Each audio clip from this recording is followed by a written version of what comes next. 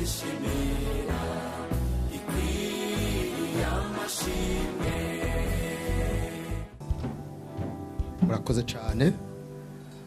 Ubutumwa bwiza ko bwanditswe na Luka igice cya 4 umurongo wa 18. Dusome ijambo ry'Imana mu izina rya Yesu. Handitse ngo mpwemu w'Uhoraho ari kuri jewe, nicyo cyatumye andobanuza amavuta kugira ngo mbwire aboro ubutumwa bwiza.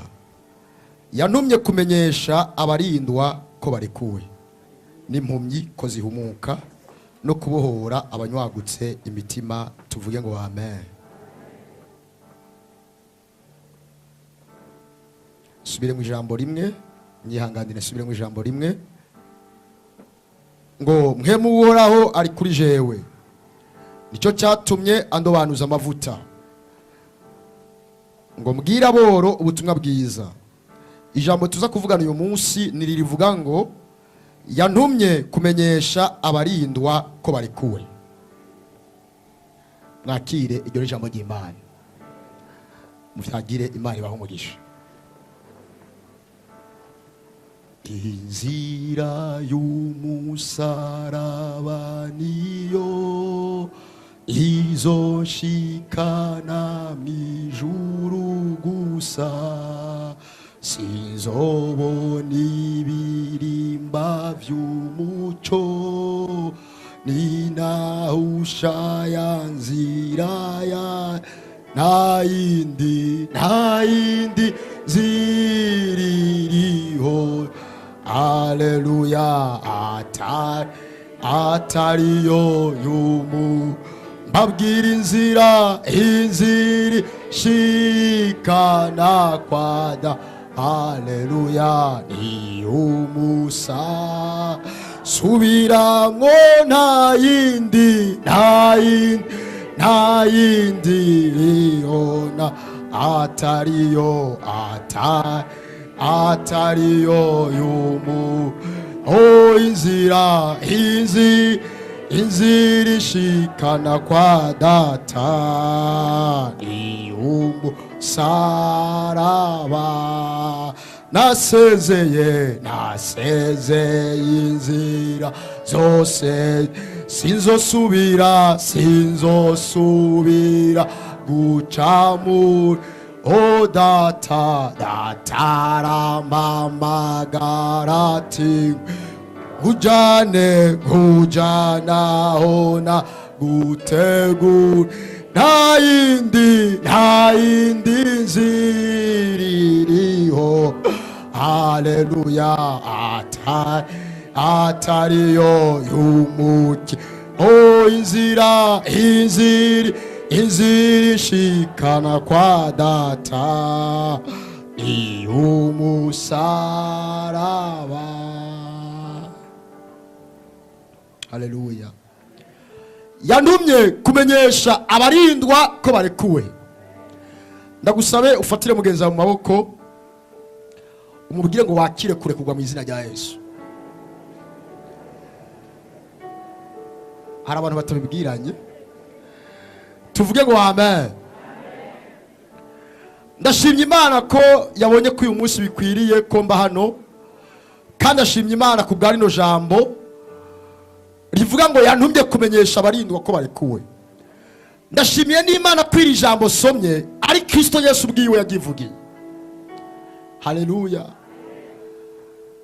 Yesu ubwiwe niwe yavuze iri jambo, kandi sindi umusesanguzi cyane wa Bibiliya, mugabo nibaza ko riri mu majambo Yesu yatanguriye ko ku ijambo ry'Imana ritubwira ngo yari yagiye mu rusengero, peut-être ko ari kumwe n'abavyeyi, hanyuma ngo uwo munsi baramusaba.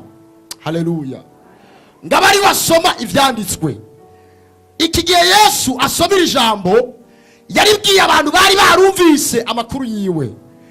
Abantu bari barumvise ngo hari ingumi yasabye inda ari ingumi, atwara inda ari ingumi. Peut-être bamwe babi amakomantere bashaka, bamwe ati ni mitwe Yosefu yaramuteye inda. Ivyo byo kunda gute? Abana ati birakunda kubera ko Imana irafise umugambi. Tuvuge ngo amen. Niko bimeze mu isi y'izuba, abantu bamabumva ibintu uko bashatse bakabitumbereza uko bashatse. petete na kiriya gihe abantu baravyita uko bashaka, bumva ngo hari ingumi yasamye inda, bari bakeneye kumenya impamvu Imana yakoze ivyo bintu. Yateye iyo alerte mu muryango kwa Yosefu n'umuryango kwa Mariya, ko Yosefu ngo yagomba mu benge. Imana ati rindira gatoya mba nkubwira ivyari byo. Tuvuge ngo amen. Bari bakeneye kumenya impamvu. Petete ko Yesu yavuga ati je umunsi narose akanya nzobabwira impamvu. Bari barumvise ngo inyenyeri yarayiragenda. Bari barumvise amakuru yabaye ngo Herode yemeye guheba abana bose b'imfura kugira ngo uwo muntu apfe. Haleluya. Uwo munsi rero ijambo ry'Imana ritubwira ngo Yesu bamubwira ngo ni wowe uza gusoma ivyanditswe. Yesu ati rero nca nababwira vyanzanye. Haleluya. Afashe ijambo biratubwiye ngo aravuga ngo mwemu w'Imana ari kuri jewe. Nivyo vyatumye andobanuza amavuta kugira ngo mbwira aboro nabo nyene bashikirwe n'ubutumwa bwiza. Kubera ko iyo gihe Yesu ataraza harababa ku bakene, harababa kubera ko ucumuye watuzana inka. Tuvuge ngo amen. Ucumuye watuzana intama. Abaherezi bari baragitekenise neza, bari baragipanze ngo bari barashizeho igitambara aho bitahera nahera cyane, ngira ngo bari bashizeho registre y'ingene ivyaha bimeze. Uje ukavuga ati wasambanye, wavyubahutse nyine urasambanye. Wewe ni mpene nawe namyogeje wamyogeje umusyo kukudendo hapa tworubonye bantu komera amashi Yesu bantu yangu. Bari baragitekenitse, aboro ntibari borohewe, barashitse ati kizanye nukugira ngo naboro n'abadafise inkoko n'abadafise ihene nabo nyene bashikirwe n'agakiza. Vuga ngo amina. Arangije acavugira ingomba kuvuga uyu munsi niryo ryo watse ubugingo bwanje kabisa. Tuvuge ngo amen. Aravuga ngo icyazanye ni kubera ko muri iyi sinagogi, muri iri shengero, mu bantu bariko baranyumva harimo abantu barinzwe, hari abantu bavuga ubutumwa barinzwe, hari abantu baririmba barinzwe, hari abantu bavugishwa barinzwe, hari abantu batamba barinzwe. Yesu azavuga ngo ndaje kugira ngo abantu barindiwe ahantu barekugwe. Ndagomba Imana ifashe nawe igufashe dusobanukirwa ijambo rivuga ngo abantu barinzwe.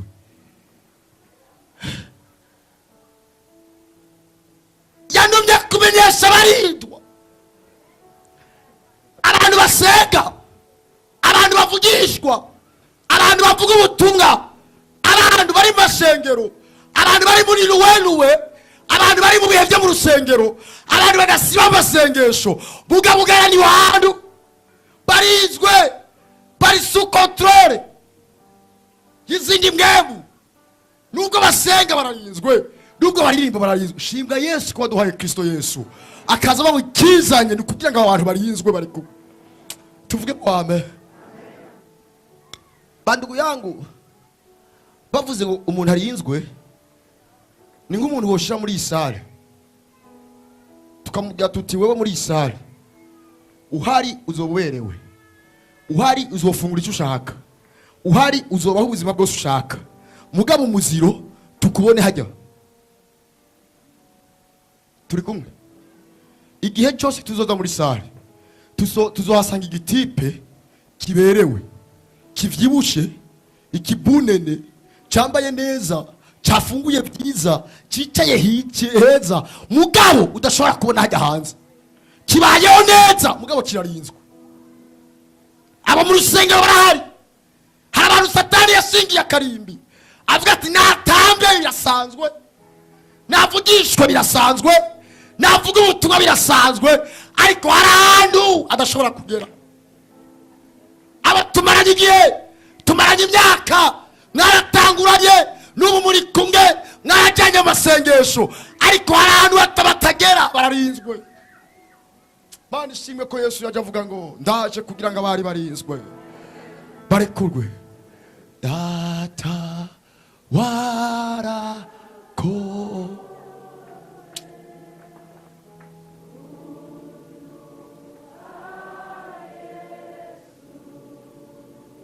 no kuduha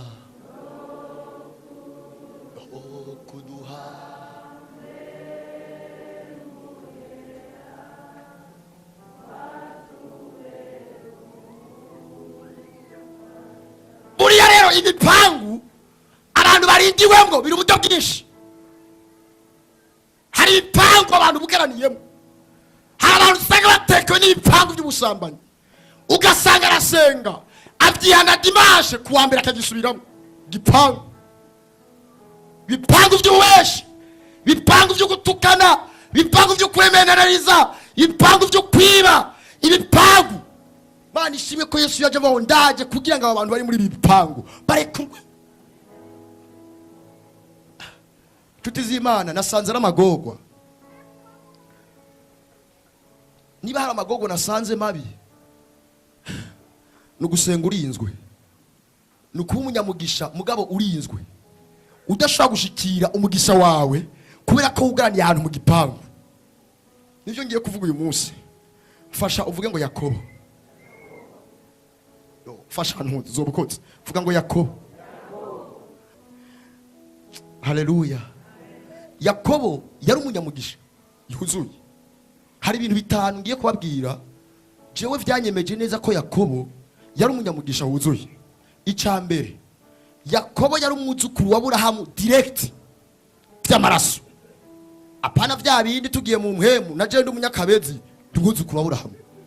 Kandi ndiwe reka habavye mu gusenga bati Mana uvyibwe ko n'umwuzukuru wa Aburahamu. Turi kumwe. Yakobo rero nta bintu byo kuja mu mpemu caye mu kwizera n'ibiki, we vyari direct. Hava Aburahamu hagasubira Isaka hanyuma Yakobo. Sivyo gahema. Kandi rero ico si ikintu gisanzwe. Ico mu buzima bw'abantu ni ikintu gikomeye. Hari umunsi umwe uzohura n'umuntu muri ville agenda ari kwita kumwe. Jewe ndi mwene Nyandwi. Nyandwi kibaza umuntu Nyandwi mbasha yanditse ibitabo bingahe? Yandukiye Nyandwi. Uze wiyende mubazi ibibazo vyinshi ngo Nyandwi yanditse bingahe? Yaramuvyaye arakwiye kuvukwa birakwiye. Safini. Nayo bari impumyiro fete gusa ko yamuvyaye. Ahageze ndi mwene Minani. Utamutiya wapi? Ntiyamuvyaye. Tuvuge ngo amen. Niba rero hari umuntu yari kugenda gaye ku bantu yikwita ku mutima, yari Yakobo. Yavuga ati jewe umwuzukuru wa Aburahamu direct, abamarayika bagira iskare muhira, bakoga bakarya inyama baheje gutura imibe bagaca baduga mu ijuru. Unanditiya wapi? Mugize neza gutwenga one day muzoja mu ijuru. Ndakunda kubwira abantu ibintu by'Imana sivyo bashishwe. Vuga ngo amina. Yari umunyamugisha abantu guyango. Turi kumwe. Icya kabiri, Bibiliya ivuga ngo Yakobo niwe yatwaye umugisha. Abantu bakunda kuvuga ngo yawivye, naho yoba yarawivye, yivye umugisha. None cyo kimwe no kwiba ibitari byo. Yarawutwaye. Kwijambo ry'Imana rivuga ngo asohotse avuye imbere ya se. Esawu yaciye ashika. Ati mzee, araguhenze. Ati arampenze, mugabo arawutwaye.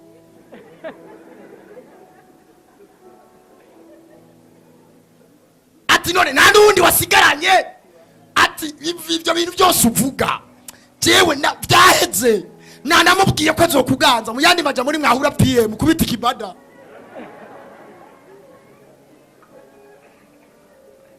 Vrai ou faux?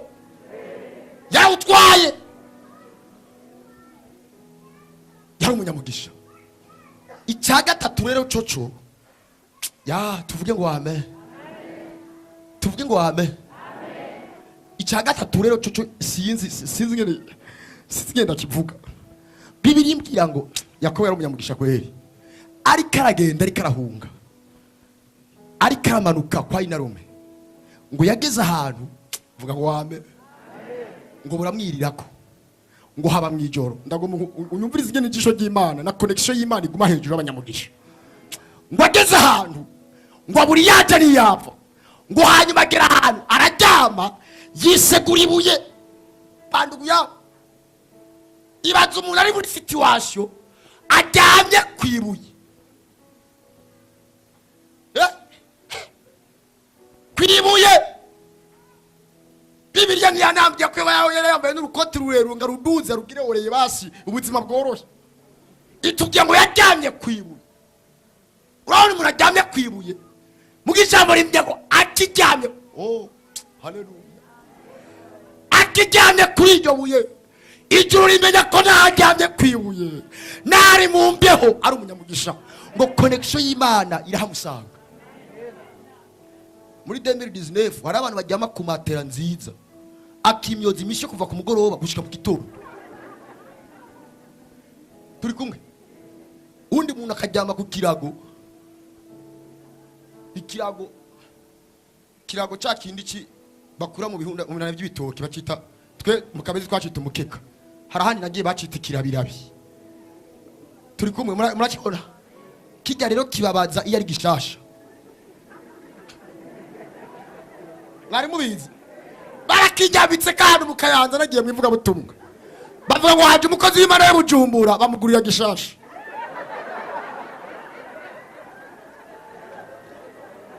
Zofana vyibage ndababwije ukuri. Hanyuma rero ndaduga ndashikaye shitse nyene baravuga ati kaze umukozi w'Imana baranjana baranzimana nyene uko banzimanye navyo sindabivuga ndiko ndavuga ikirago. Hageze ko turyama ndababwiye ati ushaka kuryama kare ate hari ukuntu yari yabahamagarana si bya bindi mukunda kuvuga vya sheri ntande ate wehewe ubundi nawe akita batisabwe timanura cakirago gishasha twagura wa mukozi w'Imana avuye Bujumbura. Asha ngo numve ko ari gishasha bagize komande cy'umukozi w'Imana avuye Bujumbura. Ndavuga ati peut-être ico ni ndogo ndogo ndakijyamye ko dodane.com.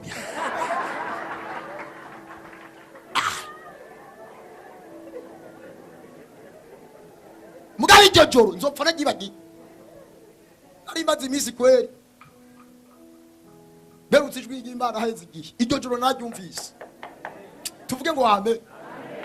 Umuntu aryamye ku kiyago atarara avuge bari Imana ariko umuntu aryamye ku matera cakindi nyene cakindi bakaraba bakwitana imitwe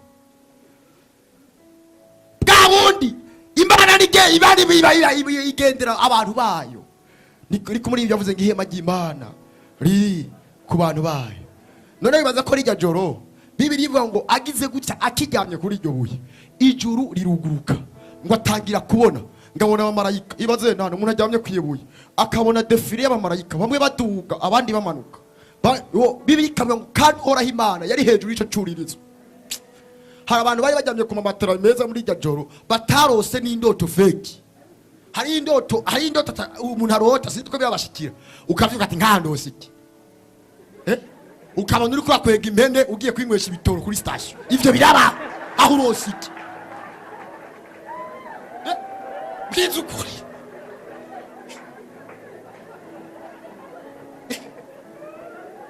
watashe uri kwa action imodoka imbere ya garderobe irajaye. Hari igihe umuntu arota ibintu ukavuga nkandose iki. Hari abantu bari baryamye ahantu heza batigeze barota basinya akayabo kariko karanyonga imodoka wapi mugabo umuhungu aryamye kwibuye mvuge ngo amen.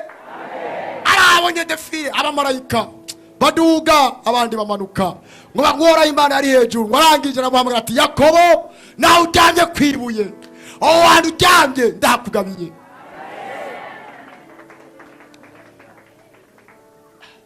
Tuvugisha ukuri yari umunyamugisha. Icyakane Bibiliya imbya ngo yigeze guhura na marayika. Yakobo akibonye gusa ko ari marayika ngo aramucakira ukuguru ngo aramufata. Marayika ati Yako ndekura reka sha sindakura ndekura sinda bateye iyo korasi joro ryose ndekura sindakurekura sindakurekura. Marayika ati none ni iki ushaka ati sindakurekura utampezagiye. Sinzi ko yamuhenda henza ati banza urindire mbanze ati oya ntuvaha wafashwe sindakurekura. Nkorangije amwe ati Yakobo sha ntukibaye Yakobo ukundi ubaye Isirayeli. bantu yangu yari promotion kubera ko wahora uri umusuma. Yakobo byasigura ngo umusuma bagaca kugira se kuri w'amahanga. Tuvuge ngo amen. Yakobo yumva biramurengeye. Petero akavuga ati none kubera iki mushikanye no hose teregura gwanye n'Imana kandi Imana urayinesheje. Nigeze kwiyumvira ingero umuntu yogwana n'Imana akayinesha. Cyasanga bwabo ndi kunesha Imana no kutayirekura. None hari yindi mitwe yakoresheje yamubwiye ati ndekura arayifata. Ukagwaza abana turi Imana, ugafisha abana turi Imana, umugabo akubita ikofa twacari Imana, hakaba bati kandi uri Imana.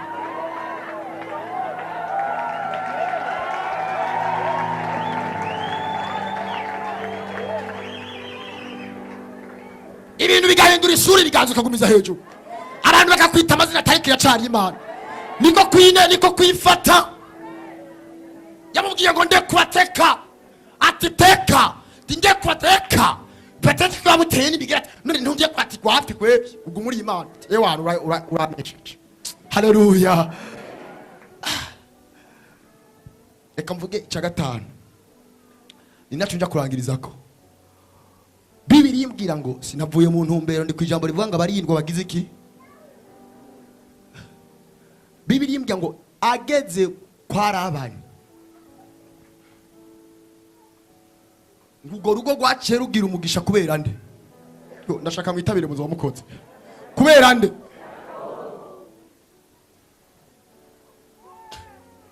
Bibiri ati yapfuye gushika. Labani niba yaratunze impene zitanu yaciye tunga 10 kubera nde? Umuntu abareye mwe muze muritabira muzo wamukoze. Kubera nde? Ageze kwa Labani. Labani niba yari yonze bagize gutya babona Labani aravyibushe. Atavyibushe kubera nde? Labani niba yari mu nzu yo hasi bagize gutya babona yashize kyo hejuru. Sha Labani biyate eka ni kubera Labani ubuzima burahinduka. Labani nawe nyine atera udukaro mu nzu ati kubera Yakobo nani. Labani nawe nyine agura kaduga nani Labani nani avuye muri banki Labani ngene Labani akakanya kubera Yakobo. Abana barabani nawe nyene barahindura ubuzima baratanga kujya kwicure bahetse gasakoshe bararonka imodoka batwara kwishure. Abana barabani barahindura kubera ko ubuzima buhindutse ibintu bica bihinduka. Nibari bakimuhamagara dawe bamuhamagara daddy.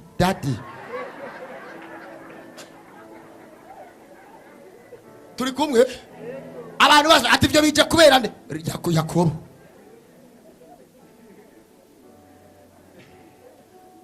Allo oya none ko muciye mutwenga ntimuvyibuka ko kera mwabita ba marume ubu ni mubita batonto kubera iki? Chasha bivana.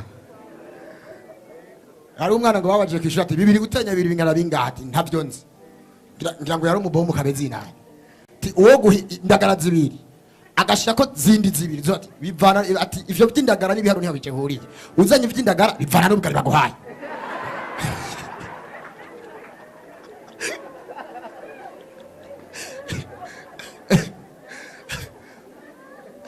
Tuvuge ngo habe ibintu byose bivana ibintu byose amazina arahinduka. Labani yasiye atati daddy. Turi kumwe? Labani yambaye ibirato kera yatamigurukanya abantu bati uvyambaye kubera Yakobo yagiye icyumbu bisi yose diredi ya dimanche. None Labani ari muri saro yashize kirya mu kanwa aragaramye atagaramye kubera nde? Kubera Yakobo.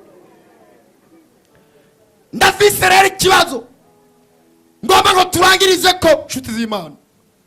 Labani aravyibushe kubera Yakobo. Labani ari mu modoka kubera Yakobo. Labani abana babayeho neza kubera Yakobo. Labani ubuzima bwahindutse kubera Yakobo. None kiye Yakobo kwa Labani?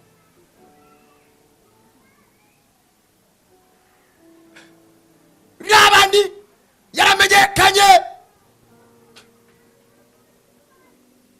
Tuvuge ngo amen. Sigarengana muzera ban bikwaye kweka ibintu bihindutse abantu baranyarutse gusira inomo kutakiboneka ko batari kubaza kera ubu bakeneye guma bakubona amateka yarahindutse abantu ati nugahindutse ni kubera Yakobo none Yakobo ninde kwa abana umviriza nkubwire ndugu yawe Yakobo n'umugisha Yakobo yabizanye Yakobo yabivuganye n'Imana Yakobo yabisengeye Yakobo yabisezeraniwe Yakobo kwa Labani n'umwungere none umwungere aricara muri salo sa none iyo salo yaje kubera nde umwungere araraba televiziyo iyo televiziyo yaje kubera nde abana barabani nabo nyene ibintu byarahinduye isura baramenye kireko Yakobo aramutse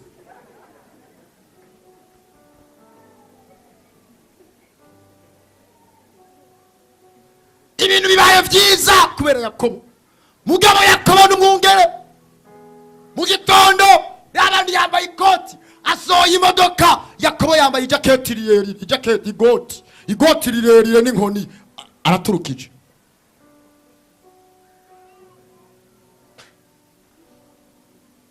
igipangu ubuja tubamwo ahantu tuba umugisha wacu rutugereho nivyo dusengeye bigashika ku bandi kubera igipangu twicayemwo Imana ishimwe ko Yesu yaje bahondaje kugira ngo abantu barindiwe indani basohoke Imana ntabari uyu munsi tubona abantu bacitse mu bipangu vya Satani bicayemo mu izina rya Yesu abantu bafise amakaye y'ivy'Imana yababwiye masezerano arapakiye mugabo ntayikarasohoka bigende gute uri mu gipangu hari igipangu wicayemo kuva ya myaka n'ubu cicayemo Imana ntabari umunsi ucike mu izina rya Yesu ushikira ivy'Imana yakuvuzeho ya niba uvyumva gutyo uvuga ngo amina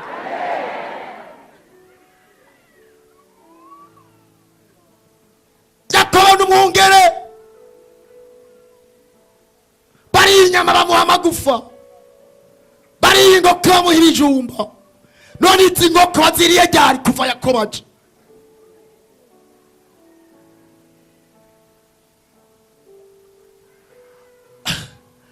bantu yangu Yakobo iki gipangu yarakigorewemo turi kumwe ahantu yarahagorewe kandi ari we yavuganye n'Imana Imana yaramubwiye ngo icyo uzokora ko cyose nzogihezagira uzoguhanga aho bisigura ngo abazoguhindaro nzobaha umugisha abazokwakira nitawapatiyo umunsi umwe baravuganye nayi naruberabani ati ubure tuguma ducane ingero atego vraiment niwo bandanya uragira gutyo gusa te edayeri ndihenze umengo yakubera mubye ati jewe ndarambiwe harageze ko ntaha nkaja kurondera nanje vyanje rega imyaka iranjanye atoya guma ngaha hakugenda dufume duhana ducane ntiyarakeneye kwa yarazi modo pass agiye harababa ko kuva ubuzima bwarahindutse guma aha dufume duhindura amasezerano tuvuge ngo hame nkurikira Bibiliya imbwira ngo baravugana atuhereye uyu munsi muri Bibiliya handitse amabara ngo izibiyumbu imifumbeti ibifumberi mumbabarire Imana ishimwe ko numvise mwarahasomye murakaja mwijuru ngomba mpindure gatoya kugira ngo binyaruke kubera ko murumva ayo majambo aranangura no kuvuga navyumva ngomba nkoresha ibara ryera n'igirabura hari ico baravuga tubu rero genda yagiye uragiye zimye hakavuka izirabura ni gwawe petete ko yarabonye hakunda kuvuka ivyera hakavuka ivyera ni gwanje Yakobo agacaja kuragira n'inkoni Yakobo yari umwisirayeli yarazi ya makorasi y'abaporuto murayatse agacaja aha niho tugomba twiyerekere kuzirabura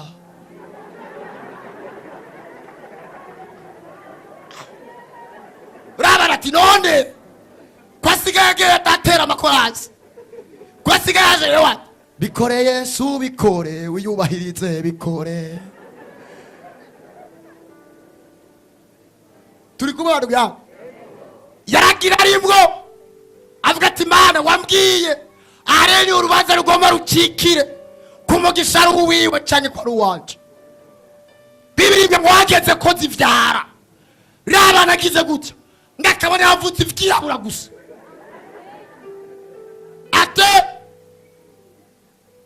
ati siko twavuganye ko wari vyera. Bibiri ngo yama muhinduka mu byo bavuganye. Haraho Yakobo yavuze ati jewe yamiye abwira abagore ati yamindutse iciro 10 zose tuvuganya ko havuka izimufumberi zavuka gaca hindura.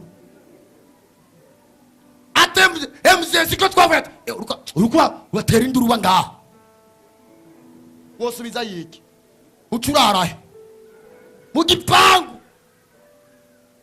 Imana dutabara, Imana ishimwe ko Yesu nyabo ndaje basohoke bashikira umugisha wabo. Yakobo ati nta kundi tubonera uvuze gute ati kwiraundi kurikira havutse ivyera. Yakobo gacha ati nta kundi jewe ndazi Imana izobikora.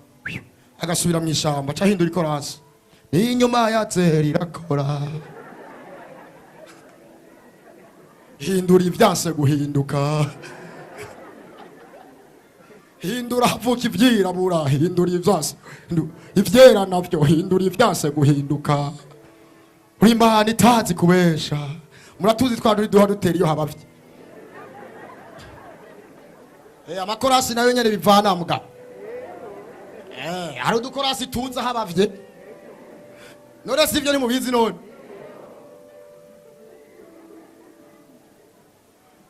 Akiri murutwa agize gutya abona ziravyaye ivyera gusa rabarateka wari wabyumvise nabi.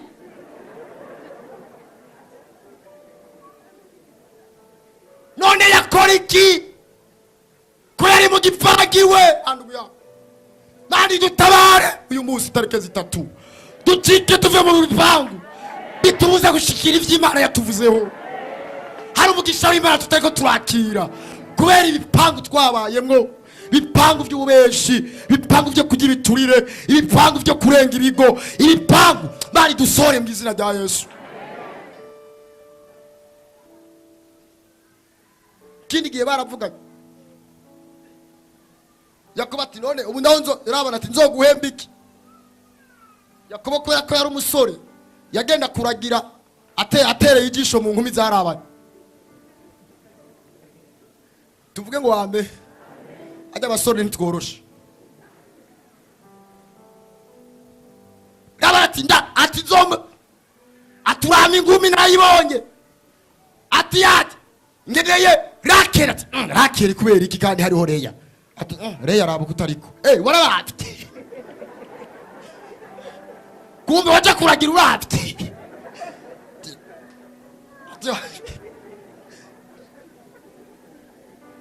abasore barankubita ndabivutse ate kumbe waragira urabte kwera ate tarabu kutariko sawa mukorere imyaka ndwi niba harimo n'igihano bandu ya bakunda kwishije ronje vyongora kweri imyaka ndwi ukora mu bukwe ega ufumu ukora handi ukora mu bukwe nyoko bukwe kuba ati none ko kutakora ufite neza myaka 7 yo ash haraduga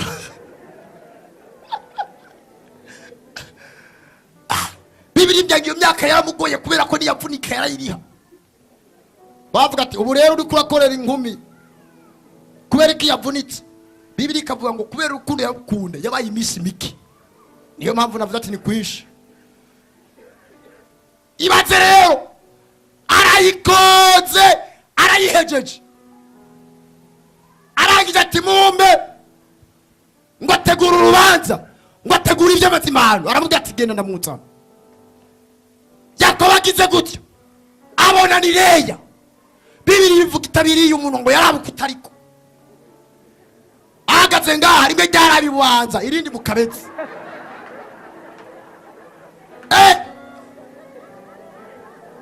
Yakobo ataranifitemo ibaze yo kurongora samedi dimanche ukaburanya sobuko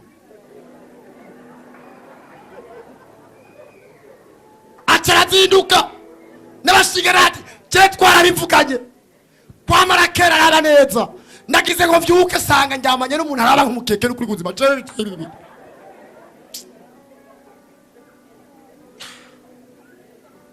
Yakobo Labani yamwishuye aterega wewe ndavyuzi burya iki gipangu bayemwo kirafise amategeko wapfuye kuhatebera gusa bwa bundi hari amategeko agenga abantu bari mu bipangu vya Satani nabo batamba mu rusengero hari amategeko arasenga mugabo ntazamuka mu buryo bw'inkema aratamba barabivugishwa kaye mubwira mugabo ntabibona hari amategeko mutoya ntaje kuri mukuru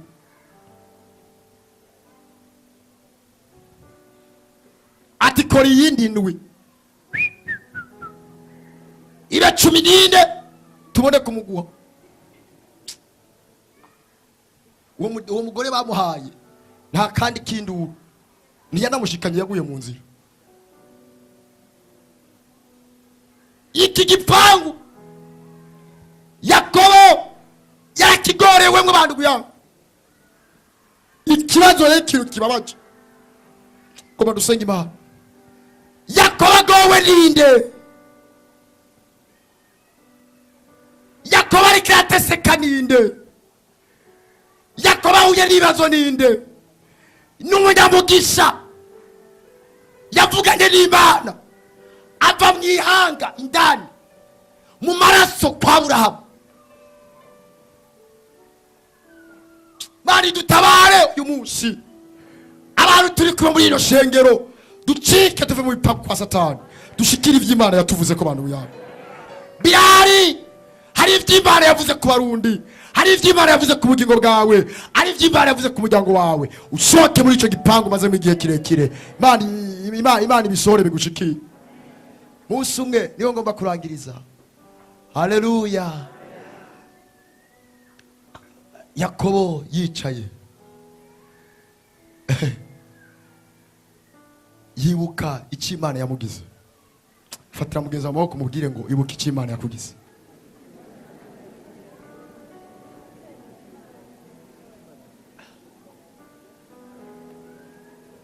jambo ry'Imana bongo yamara bamwakiriye bose yaduhaye ububasha bwo gucika abana b'Imana mbabari abasi uyu munsi wibuka ivyo gusa menye kuri umwana w'Imana kuva Kristo Yesu aje bigutere kumenya uko uhagarara bituma umenya gutambuka umenya uko uvuga umenya uko wifata umenya uko ugendagenda kubera kuri umwana w'Imana haleluya Yakobo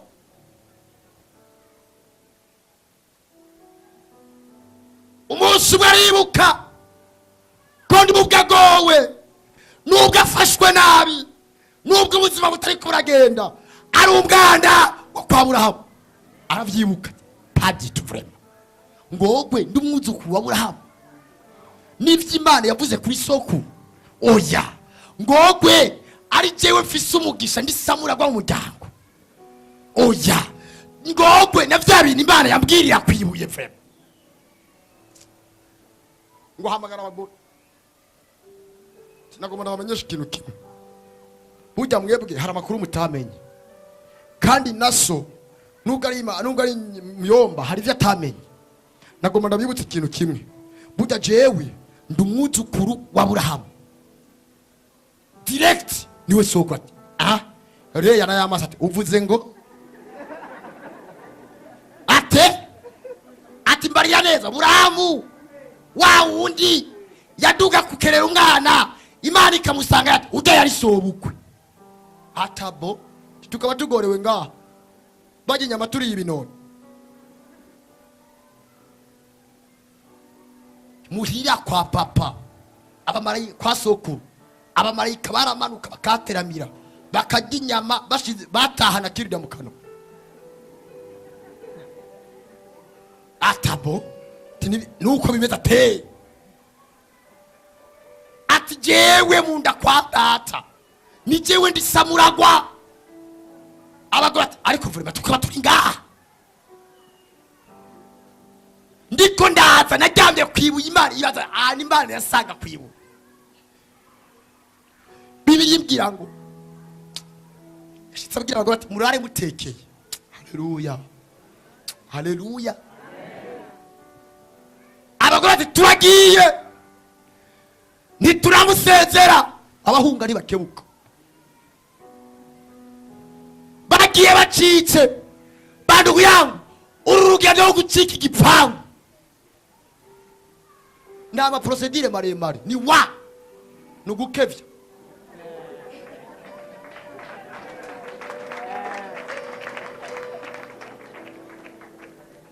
Pasito siho narindi mwijoro ry'uhora, ni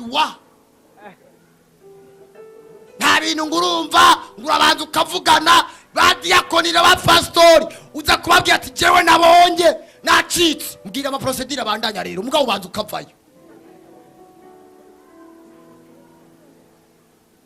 Tuvuge ngo amen. Hari umugabo twigeze kujya gusengera muri wakarede, arinda pfa atubwira ngo banze mu ndindire fate decision. Ngwerega ngo ibintu byose ni decision, ayaboza nukanana. Aho rero bibaza ko byari byagenze gute. Twari twagize igikorana ahantu cy'abanyeshuri, dutegura ko tuyikorana saa samedi, hanyuma tukagira louange mu ijoro, dimanche tukaheheza clôture y'abanyeshuri.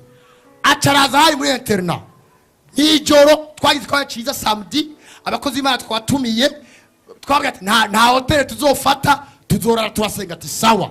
Hajya nyine tuko turafungurira, twiteguriye kuja muri sale muri louange. Acazana umuziki, hari hakigezweho ibiririmbo by'abatanzaniya bari hano bitwa bari ba Mr Nice, muravyibuka. Acaravuga ati uyu munsi abakizwa nta louange bakora, ndabihinduye, mwese musohoke nshirire hajya mumpamagarire abantu muri Club Stop Sida batambe umuziki. Amagogwa twagize iryo joro, ndagenda nabwo ati ndagusavye n'ukuri dirente twari twari ishiya uko ivyo ntibirimwo.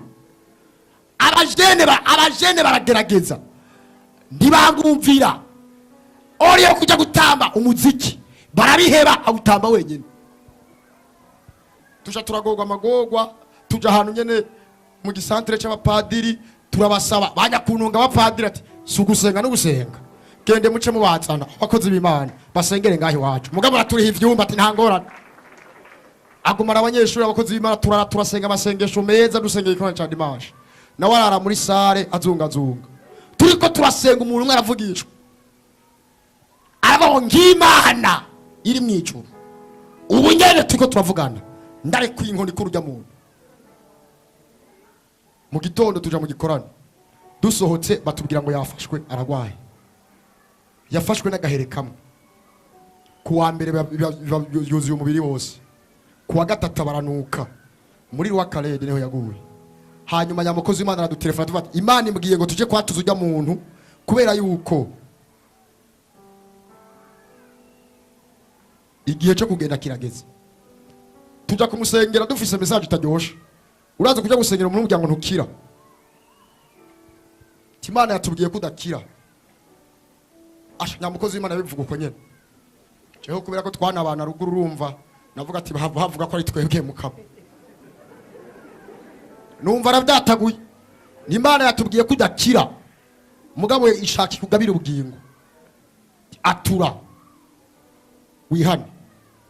Ati vyari vyo mugabo bisaba decision.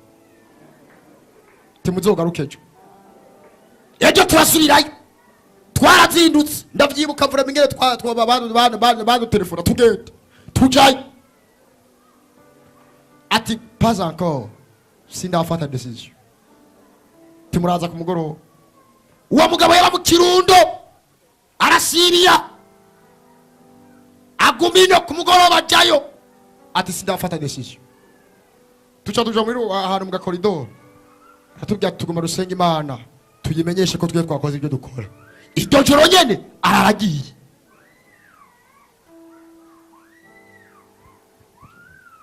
Yakobo navyo magasizyo maremare amaze guhishurirwa uwari n'icyari nigeragorewe muri iki gipangu. Yabwiye abagore ati nagusezera nakumushimira na vya bindi ngomba ntereke ndamushimire ko twabanye neza. Oya sanze ndi mu ntege nke zuzuye abahunga ntibakebuka. Bana yo ntabara abantu bicaye muri kiro kibanza tugafata ingingo ivuga ngo uyu munsi turagiye giye tubaye mu gipangu cyakwiye imyaka tubaye mu kigo turinzwe tukavuga ubutumwa turinzwe tukaririmba turinzwe tukavugishwa mu ndimi turinzwe tukaba mu bihe turinzwe. Iyo byaki igarukire n'uyu munsi uvuge ngo uhereye uyu munsi mbaye umuntu mushasha ndacitse. Bavyakiriye muvuge ngo amina. Jambo ry'Imana ngo baraye baratekera dukorasi twari twahindutse bigume canke vyoroha dutegerezwa ko yaratugiye. Twari twahindutse subiza arabana ibintu vyiwe umubwire ko tugiye. Uratwumva nyene twari twahindutse hari bafite dukorasi tubankuraje gusa kugenda. Mana yo ntabara two dukorasi tugaca hejuru yanyu muri wese akumva arahana ashaka gusohoka muri wese akumva hari gipangu abazemo igihe kirekire. Erega handa vyundazi mwe muyera ari ngaha ariko yakumvisha ibintu vyatsibiye umugisha wawe muri wowe uravyumva. Hari utuntu tuguma twirepeta hari ibintu biguma bigaruka hari ibintu usengera ntibihere uravyumva. Nico gipangu cawe cika shikira umugisha wawe kubera ko ndumva ijwi muri jewe rihamyana nanje. Hari ibyo udashobora gushikira ukiraho. Yakobo uzoragira zivyibuhe zitwa izarabani zivyare izarabani zise neza zarabani.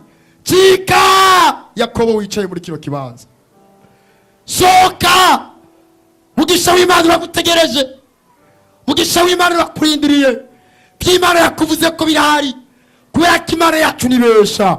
Soka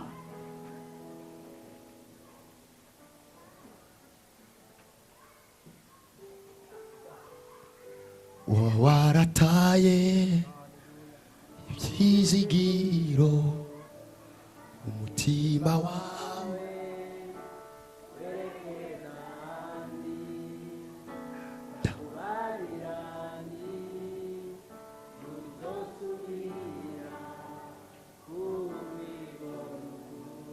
kandi wowe warataye ibyizigiro wowe warataye umutima wawe werekeza ahandi. ariko harimo karimbo ndakubarira umuntu wese aho yicaye hamwe na mwembu wiwe akugendere. umuntu wese yumva igipangu agomba gusohokamo. tweho n'ibyari bikwiye kuduca intege kuko twifitiye umuremyi w'ibihe abihindura uko ubuntu n'urukundo rwiwe bingana. tweho n'ibyari bikwiye kuduca intege kuko twifitiye umuremyi w'ibihe abihindura uko ubuntu n'urukundo rwiwe. waciye mu bikomeye waciye mu bikomeye byatumye wihebura bituma wihebura ijoro riba umwiza w'umuzitani. ndakubarira sohoka sohosubira kubibona ukundi. hari akantu kitwa sohoka niko ntondera. umucunguzi wanjye Aha. ategeka Aha. imisozi arakubwira ati sohoka aho siho wagenewe kuba kuko ndazi umucunguzi wanjye ategeka imisozi arakubwira sohoka aho siho wagenewe kuba yajya avuga ngo bwemu w'Imana ari kuri jewe aho siho wagenewe yarabonye ko atari ugenewe kuba w'icyo gipangu bayemo igihe kirekire. aho siho sohoka wagenewe ushikira iby'Imana yakuvuzeho, sohoka ushikira umugisha wawe. aho siho wagenewe kuba aho siho wagenewe kuba. Ninde muntu yumva iyi message ari yiwe imubwira ngo sohoka? Shira ikiganza hejuru dusengana Imana. Aho siho wagenewe kuba. Cyazanye Kristo yashitse semerera ngo ndaje kugira ngo abarindwa. Haleluya. Bantu bugaraniwe ubipangu. Ariko asemerera utisoka aho sahawe umuntu w'Imana, aho sahawe ngo wavutse ubwa kabiri, aho sahawe ngo uba mu rusengero. Sohoka, hagurukana n'ikiganza cyawe gusenga Imana. Ategeka imisozi arakubwira ati sohoka aho siho wagenewe kuba aho siho wagenewe kuba Muri ubwo busambanyi siho wagenewe kuba, aho siho muri ubwo bubeshi siho wagenewe kuba, muri izo ntambara siho wagenewe kuba, muri ibyo bikurusha siho wagenewe kuba, muri ako gasuzuguro siho wagenewe kuba, muri ako karenganyo siho wagenewe kuba. Sohoka, arafise icyo agomba gukora inyuma yo gusohoka kwawe, arafise icyo agomba kugurura inyuma yo gusohoka kwawe, arafise aho agomba kukugeza inyuma yo gusohoka kwawe. Sohoka. Saba umukozi w'Imana yegere hano. aho siho wagenewe kuba kuko ndazi umucunguzi wanjye ategeka imisozi arakubwira ati. amashyi menshi cyane ku bwa Yesu. Tugiye gusenga Imana. Hari ahantu wari uri ariko ijwi ry'Imana ariko raguhamagara kuza mu kibanza cyiza. Ikibanza cyiza naho Imana iri. Tugiye gusenga Imana ku bw'iryo jambo, tugiye gusenga Imana ku bw'abantu. Hari ibyo wari urimo, hari ibyo wari umazemo iminsi, ni message yayindi. Hari ibyo wari umaze iminsi uzungurukamo, ariko ijambo ryaratubwiye muri uko kwezi nyene ko igihe kirahagije cyo kubizungurukamo. Hari aho Imana ishaka kuba, hari ahandi kurondera mu kibanza cyiza, ku yindi ntambuko nshasha. Reka dusenge Imana ku bwaba bahagurutse kugira ngo Imana irushizeho kubagirira neza. Data wo mu ijuru, turagushimiye ku bwaba bene data bahagaze. Mwami, abakozi bawe, abagabo n'abagore, Mwami, turabashize mu biganza byawe kugira ngo bagirirwe neza nawe Mwami Yesu, ko bumvise ijambo ryawe kandi bakabona ko bakwiriye kuba muri uyo mugisha, nabo babaye abanyamugisha bagirirwe neza nawe Mwami Yesu. Abari barasuye inyuma bongere kugaruka kuri wewe, bongere kwakira inkomezi nshasha abari badendebukiwe muri kano kanya, kuko ari utanga inkomezi mu badendebukiwe. Mwami turagushimiye cyane kubw'ijambo ryawe, rekera ijambo ryawe ivyo rikoze ibisika byinshi bishishikaye gusenyuka mu izina rya Yesu. Ibyari bibahagaze imbere, ibyari bibahanze, ibyari bibananije, ibyabazibira, ibyabuze umugisha, ibyabuze gutera intambuko nshasha no kubandanya, mu izina rya Yesu turabikuyeho kubw'ijambo ryawe, kugira ngo y'abanyamugisha aho bazoca hose bashishikare kuba umugisha. Ubagirire neza Mwami Yesu, ubakomeze bari mu ntege nke Mwami Yesu, wongera inkomezi abagire bananirwe n'abari bananiwe, kuko niwamagara barushe n'abaremerewe muri urugendo. Hari igihe turuha, hari igihe tunanirwa, ariko tukaronka inkomezi kuri wewe. Mwami turagushimiye cyane ko basize ku rufatiro rushasha, kandi Mwami bagiye kubandanya kugukorera. Mwami izina ryawe ryubahe kandi rishigwe hejuru, akoze kubongera inkomezi, kandi Mwami Yesu wagiriye neza. Imbabazi zawe n'ubuntu twese bidutwikire, asigaye ubane natwe.